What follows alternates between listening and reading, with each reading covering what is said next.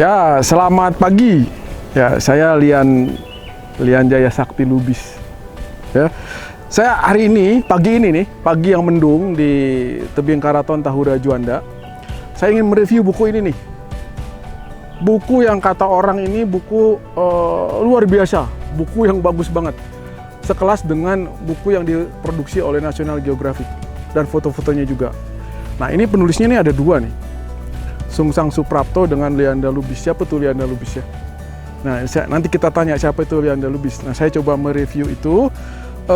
Saya undang Pak Sungsang di sini untuk bicara ini lebih panjang. Kenapa saya ambil di tebing keraton? Karena di sini adalah lokasi tempat pengamatan raptor. Sudah ditetapkan pada bulan April 2016 oleh Gubernur Jawa Barat. Nah, di sini juga tempat pelintasan elang migran pada saat musim migrasinya dari mulai bulan Oktober sampai April selama sepanjang tahun itu. Nah, kalau dia lagi migrasi tuh, di atas itu ribuan pohon. Oke, Pak Sungsang, kita ngobrol ya. Bisa kita maju ya. Nah, ini buku ini apa namanya? Jumlah halamannya nih 112 ya. Dengan berbagai macam foto. Foto, kemudian semuanya bicara dengan elang diurnal maupun elang nokturnal. Elang diurnal itu elang yang hidup di siang hari, raptor diurnal dengan raptor nokturnal. Raptor diurnal itu raptor yang beraktivitas banyaknya itu di siang hari. Kalau nokturnal itu yang malam hari. Misalnya kalau malam hari itu yang ada di sini yang teridentifikasi ada 3. Apa tuh? Ada apa namanya tuh celepuk, kemudian serak, sama satu lagi itu bubuk. Ya, kalau ini bukan raptor nih ya nih, Ana. Tuh. Itu tuh memang sahabat kita zaman dulu itu. Ya, itu pengen ikut syuting dia tuh. Ya, itu monyet ekor panjang. Nah, monyet ekor panjang itu saat ini banyak sekali menjadi hama di kawasan-kawasan wisata. Karena dia itu selalu diberi makan oleh pengunjung. Padahal udah kita larang tuh ya. Tapi sebetulnya salah satu predatornya itu elang berontok. Nah, tapi dia bukan yang besar ya, yang kecilnya kan. Kecil. Nah, cuman yang kecilnya itu suka digendong sama ibunya, jadi sering makan. Nah, justru dia memakan telurnya. Yang besarnya sering mengganggu itu. Saya pernah mati di sarang, malah jadi pengganggunya. Mengganggu. Jadi dia harusnya menjadi mangsa raptor, tapi kadang-kadang dia juga memangsa yang sangat besar. Dia memangsa raptor juga. Jadi antara predator dengan pemangsa itu agak membingungkan untuk kasus-kasus yang tertentu ya di sini. Nah, kembali ke buku ini. Buku ini juga sebenarnya dipersembahkan untuk Kang Sambas Mangundikarta yang menciptakan lagu Manuk Dadali ya. Nah, kalau Manuk Dadali itu pasti sudah kenal lah lagunya Manuk Dadali seperti apa. Nah, ini untuk persembahan untuk beliau. Di sini tercatat ada berapa burung di sini, Mas? Berapa raptor? Kalau saya baca di sini ada 13 ya, yang teridentifikasi. Saya makanya di kata pengantar saya bilang bahwa ini buku tuh identifikasi dokumentasi. Jadi sebuah apa ya? Jadi saya bukan ahli raptor, tapi saya lebih ke pehobi foto awalnya. Jadi saya anggap ini saya memotret yang ada di sini, saya identifikasi. Oh, ternyata di Tahura ini ada unik juga gitu ya. Ada beberapa raptor. Kemudian malah ada yang migrasi. Nah, buat saya itu unik sehingga saya bikin coret-coret awalnya, Pak Lianda. Ini kalau nggak salah 4 tahun kita ya. Kita meriset ini 4 tahun. Nah, betul. Pak Toto ini selain fotografer, dia tuh sebenarnya bukan biolog. Sama sekali jauh. Justru oceanolog ya. Meteorologi. Jadi bukan biologi. Betul. Nah, justru saya yang biologi. Nah, tapi dia yang meneliti selama 4 tahun. Saya hanya mensupervisinya aja. Karena ada keunikannya, Pak Lianda. Jadi ternyata dengan meteorologi saya jadi, kalau saya bilang ini ilmu cocokologi. Jadi saya cocokkan. Jadi yang tadi itu ada migrasi, bahwa setiap tahun ada migrasi elang dari Asia ke Sumbawa, ke Indonesia Timur ya. Kalau saya perhatikan dulu, saya ingat mata kuliah meteorologi lupa saya, klimatologi itu ada tentang angin monsun. Jadi saya pikir wah ini elang kayaknya memanfaatkan angin monsun deh. Saya lihat, saya banding-bandingkan, kayaknya bener nih, Ya. makanya saya cocokkan. Di sini juga diuraikan ya, Iya, betul. bagaimana dia memanfaatkan angin pada saat bermigrasi. Iya, betul. Dan pada saat dia melayang soaring ya, soaring pada saat dia soaring dan pada saat masa udara naik. masa udara Betul. itu juga. Nah, di tebing karaton ini dia tuh masa soaring ya kalau nggak salah. Ya, jadi kalau disebut di situ, kalau saya ini dari Pak Jaini Rahman yang ahli elang Indonesia itu, bahwa tebing keraton tuh masuk ke major route-nya. Jadi lintasan utama dari mereka Ya, benar. ketika bermigrasi dari Asia Tengah ke Indonesia Timur. Ya. Karena apa? Karena di sini ada green corridor itu, Ya. Anda. Jadi ini ada wilayah hijau, sehingga buat elang itu ketika migrasi, dia ketika katakanlah dia butuh makan atau butuh singgah sementara, dia bisa turun. Ya. Jadi bisa wintering di sini. Ya, disebutnya. beberapa juga menetap di sini Ya, akhirnya. ada yang mungkin seperti yang lemah, sikap madu itu ya. Ya, Nah, jadi memang elang yang atau sikap madu itu. sikap madu Asia Jadi itu. penghuni tetap di Tahura Juanda. Ya. Nah, yang menarik dari buku ini selain tentang raptornya, juga ada spesies lain. Ada spesies lain yang di sini ada serangga, ada burung-burung kecil yang ditampilkan, juga ada faunanya, Ya, flora. sebetulnya Ada flora. kan kalau bicara ekosistem, ya dia satu kesatuan kan antara ya katakanlah kalau ini disebutnya itu rantai makanan ya. Ya, Jadi dia kesatuan. Bagi Anda yang mulai dari flora sebagai produsen sampai titik top predatornya itu raptor. Jadi buku ini selain bicara elang, juga bicara ekosistem secara keseluruhan. Bagaimana ekosistem di Tahura itu ya Boleh itu dibilang, mendukung betul, masih- keberadaan masih elang itu. perfect lah, masih Nah, sempurna. elang yang ada terus di sini sejak tahun 80-an diidentifikasi itu namanya Betul. elang berontok. Elang ya. berontok, Nah, ya. elang berontok itu Yaitu kalau Sirhatus, ya. bisa kita katakan itu Maskotnya, maskotnya kalau saya atau pikir, kuncennya Tahura ya, Juanda. kuncen Tahura. Nah, dia tuh bertelur setiap 2 tahun Setiap sekali. 2 tahun, Nah, betul. terakhir kita lihat di serbu monyet itu ya. Iya, di atas ya. diserang sama Serang monyet. kera ininya. Elang berontok itu gampang sekali diamati itu. Mudah sekali diamati. diamati. Ciri-cirinya apa tuh, Mas? Ya disebutnya aja berontok, berarti ya berontok gitu warnanya ya? Cuman yang unik di Tahura ini, jadi elang berontok itu ada istilahnya, dia ada fase terang, fase gelap. Jadi ada dark move sama light move ya. Jadi nah di sini ini coba dilihat, Pak. Jadi yang boleh dibilang uniknya itu persilangannya, bukan persilangannya, tapi jadi jantannya yang terang, betinanya yang gelap. Jadi yang light move sama yang dark move itu yang unik. Nah, biasanya kalau yang ya terang tapi sama ini terang. ya kurang lebih seperti itu. Jadi ini unik. Jadi ini kayak yin and yang ya. Ya kurang lebih seperti itu. Karena Yang di sebuah gelap ekosistem maka dia Kalau di buku kan disebutnya bahwa ini fase elang. Jadi ada dari fase terang nanti ke gelap Ya. gitu. Tapi kalau di sini kayaknya kalau bukan di sini gitu. dia fasenya kayak berhenti ya. Sepertinya dia memang punya ini sendiri, Punya apa? sendiri. Ya, Punya color nah, sendiri ya. gitu, Punya ya. warna tersendiri. Betul. Biasanya elang itu warnanya tuh berubah ya. Ya, Terus sampai dewasa. betul. Nah, di Tahura ini ditemukan oleh kita itu warna elangnya itu ternyata tidak Yang berubah untuk sampai berontok, sempurna. ya, jadi Tidak memang. sempurna. Malah dia membuat dua warna itu Ya, putih dan untuk yang hitam tipe ya. berontok, jadi gelap bukan- dan terang itu. Ya, light move sama dark Nah, move ya. ini foto dikumpulkan selama 4 tahun nih. Mulai dari kalau untuk ini kurang lebih 4 tahun ini, foto 4 tahun nih. Dari dia Sampai mulai dari ada bikin bertelur, sarang ya. sampai dia bikin ngangkutin sarang, sampai ada anaknya dan sampai anaknya juvenilnya terbang ya. Ya. Kalau sarangnya itu ada di sini. Kalau saya kasih tahu nanti diburu. nah itu kesulitannya Kesulitannya fotografer kita. burung itu. Jadi kita Jadi- jarang sekali memberitahu di mana lokasinya, karena biasanya itu jadi tempat perburuan ya. Nah, karena- di buku ini juga tidak dideskripsikan di mana dia persisnya, cuma pemetaannya dikatakan di tidak Tahura ada Juanda. pemetaan ininya, Nah, wilayah. Gitu. Selain elang berontok, yang paling spesifik lagi di sini itu Iya, kalau bicaranya kan karena migrasi, ya Anda, jadi ya elang ini sikap madu. sikap madu ini nih. Sikap madu, kenapa dia menjadikan Tahura kalau boleh dibilang Habitatnya persinggahan? dia, Karena singgah. di sini masih banyak ini, Pak. Anda banyak itu kalau orang Sunda bilang odeng, Madu, ini hutan, lebah hutan. lebah hutan. Kalau orang Sunda kan bilangnya odeng, jadi dia tuh lebah hutan, maaf di depan Pak. Ya.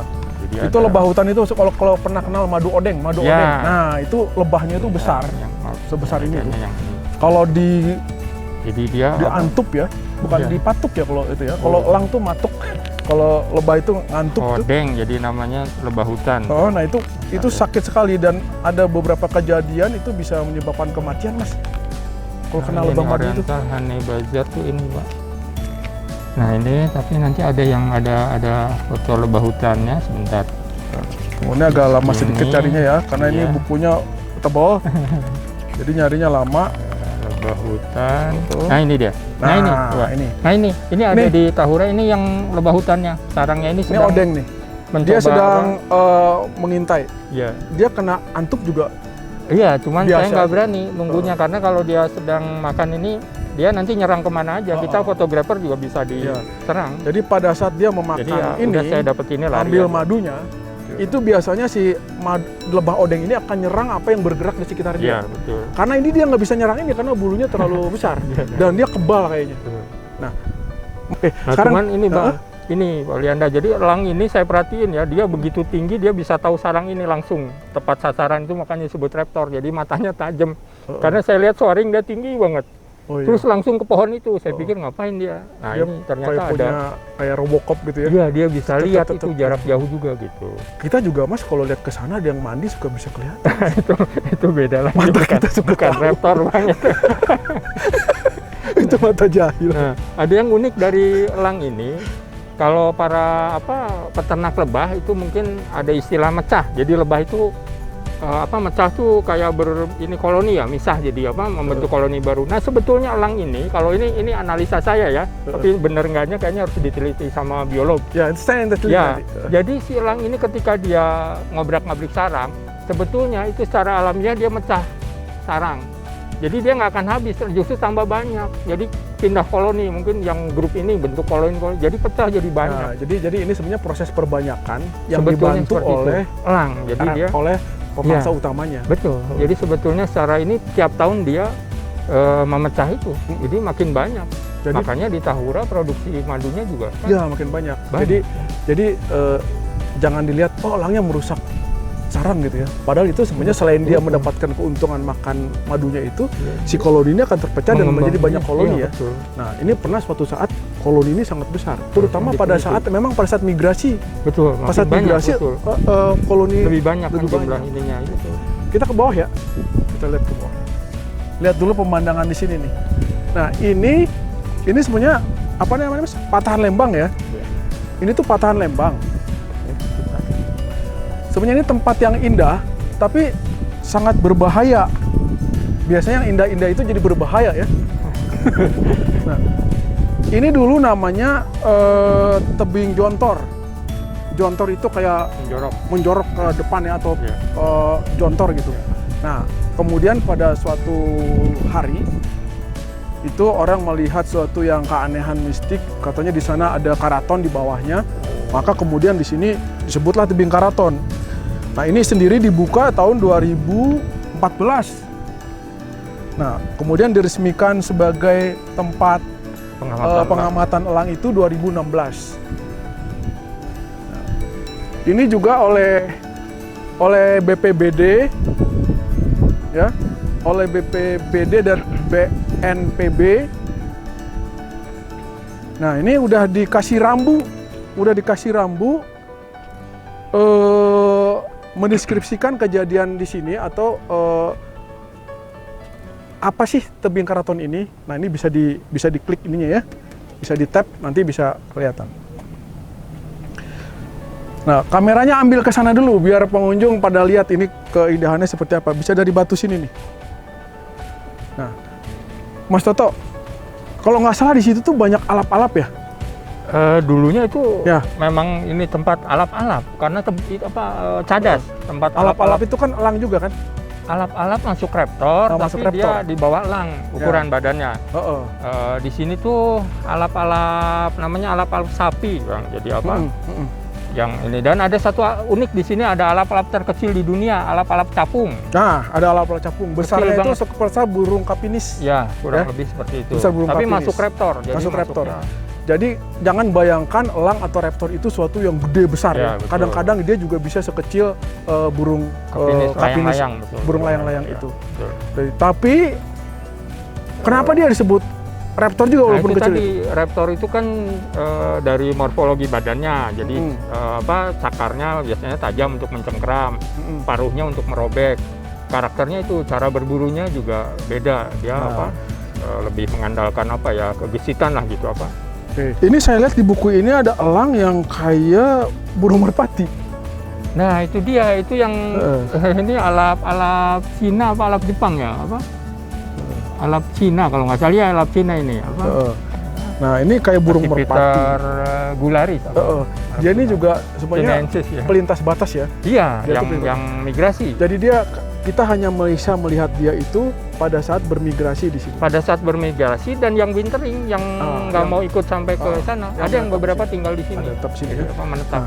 Jadi buku ini kalau bisa dikatakan itu semacam dokumentasi, tadi di awal dibilang dokumentasi lah, keberadaan. Jadi keberadaan satu jenis kelompok elang raptor ya. di Tahura Juanda. Ya. Nah, cuman ada satu yang kita belum selesaikan dengan baik dari buku ini, mungkin belum kita tambahkan, itu terutama elang malam atau elang nokturnal. Itu yang raptor nokturnal, karena raptor nokturnal ya. Keterbatasan ya. Jadi itu yang saya temui aja pas lagi jalan ada. Kalau yang kita temukan tuh baru malam ini. Tiga ya. Apa aja tuh Mas? Tadi celepuk, kemudian serak bukit sama bubo sumatransis. Nah, beluk jampuk kalau orang. Nah itu eksplorasinya itu baru sedikit aja, belum sampai detail. Kalau orang Sunda bilang leguk. Karena dia bunyinya kayak hantu. Jadi kalau orang ini suka takut kalau orang yang jalan malam disangkanya hantu. Padahal itu raptor sedang menanda areanya. Sebenarnya dia tuh. Jadi dia kalau dia bunyi tuh, ini area saya sebesar gini loh. Seperti itu. Atau nyari pasangan juga bisa. Atau nyari pasangan memberitahu dia ada di sini gitu kan. Kan gelap ya, jadi nggak kelihatan. Jadi dia bunyi. Jadi melihat buku ini sebenarnya nggak bosan karena banyak foto di sini. Foto, deskripsi juga kalimatnya cukup sederhana. Kemudian untuk nama spesies itu selalu disertakan nama Latinnya. Jadi nggak akan keliru, dan pembaca itu akan dengan mudah kalau mencari referensi berikutnya itu, karena nama Latinnya sudah disebutkan kan. Betul. Jadi dengan kata kunci nama Latin spesies ini untuk mencari referensi yang berikutnya itu akan lebih mudah.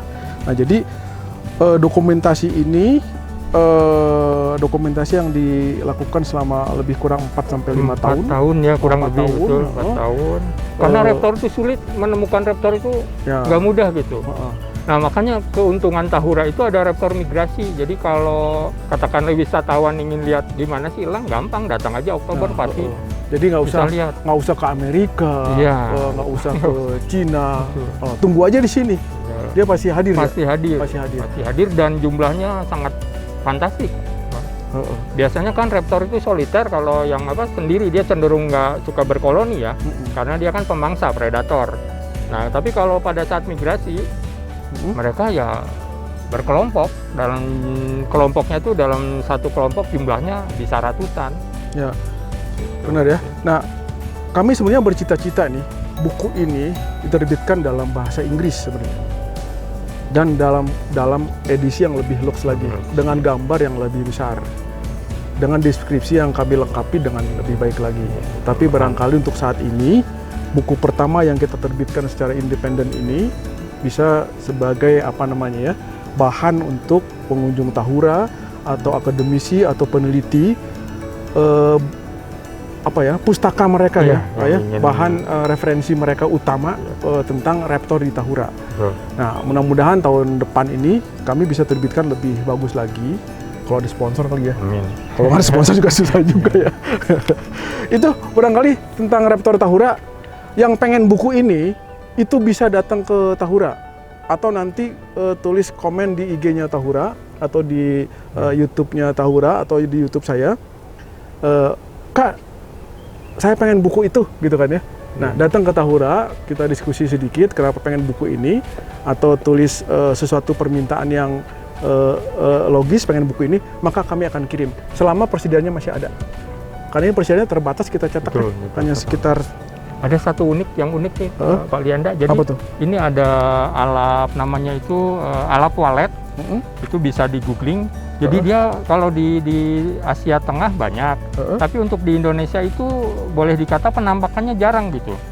Jadi sampai ada di Raptor Indonesia itu bahwa penampakan alap walet itu terakhir 2012 oleh siapa gitu, tapi di Tahura saya nemu 2 kali. Nah, Jadi ini alap walet ini.